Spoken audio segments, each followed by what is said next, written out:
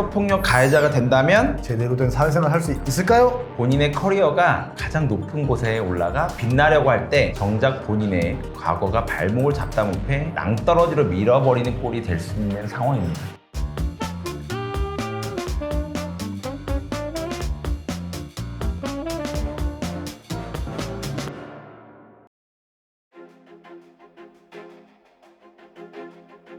요즘 인터넷 보면 가장 핫한 여배우가 2명 있는데요. 배우 송하윤 씨랑 전종서 씨가 그 주인공이죠. 각자 출연했던 드라마가 너무 잘 됐지만 이 두 사람은 해당 드라마가 아닌 사회적 논란으로 현재 화제의 중심에 서게 되었습니다. 바로 학폭인데요. 사실 무슨 일이 있었고 내용이 어떤지에 대해서는 다들 알고 계실 것 같지만 그래도 아주 조금이라도 모르실 분들을 위해서 간략하게 요약을 해보겠습니다.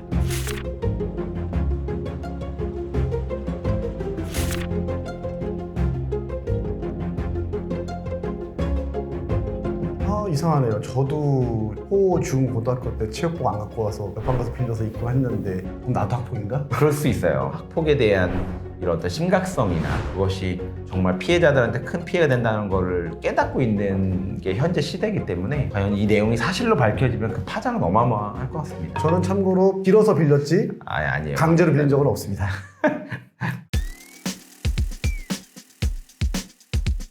이번 컨텐츠에서는 바로 강제 전학이라는 키워드에 중점을 두고 제가 한번 설명을 해드리고 싶은데요. 저희가 학폭 사건을 진짜 많이 담당하잖아요.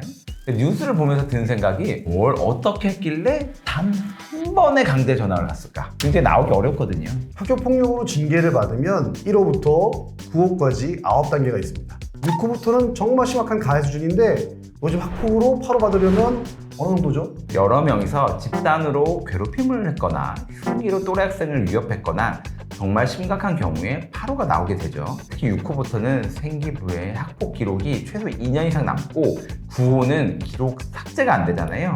이번 달 1일부터 강화가 되어서 6호, 7호, 8호 조치의 경우에는 졸업 후 2년에서 4년으로 삭제 안 되는 기간이 늘어났습니다. 징계 정도에 따라 생기부의 기록이 남아 몇 년간 불이익을 무조건적으로 겪을 수밖에 없기 때문에 법원에 가서 학교폭력 처분 취소 소송을 하기도 합니다. 저희가 작년 초에 정순신 사건 컨텐츠를 한번 찍었는데요. 그때도 정순신 후보자의 아들에 대한 전학 취소 소송이 문제가 되었죠. 저희가 이제 성사안 관련돼 가지고는 피해자로서 뭐 신고 대리를 해가지고 강제 전학을 보낸 경우도 많이 있습니다. 보통 또 가해자와 피해자 부모님이 합의를 해서 피해자 마주치지 않게 가해자 쪽에서 자발적 전학을 가는 경우는 상당히 많습니다. 강제 전학이라는 것이 정말로 이제 아주 중징계에 해당되기 때문에 가끔씩 보면은 이제 학교폭력소위원회에서 심의할 때 사실과 다른 부분이 인정돼서 강제 전학 가는 경우도 아주 가끔 경우 발생할 수 있기 때문에 그런 경우는 좀 신중하게 처분 내려야 될 필요성도 있겠죠. 송하윤 배우 사건이 자발적 전학이냐 아니면 강제 전학이냐 이 부분에 대한 부분이 왔다 갔다 해서 아직 뭐 공적 기록이 나오지 않았거든요. 하지만 자발적 전학이라고 하더라도 분명 자신이 다니던 학교 그리고 수업, 친구, 선생님을 모두 놔두고 다니는 것 자체가 엄청난 부담감입니다.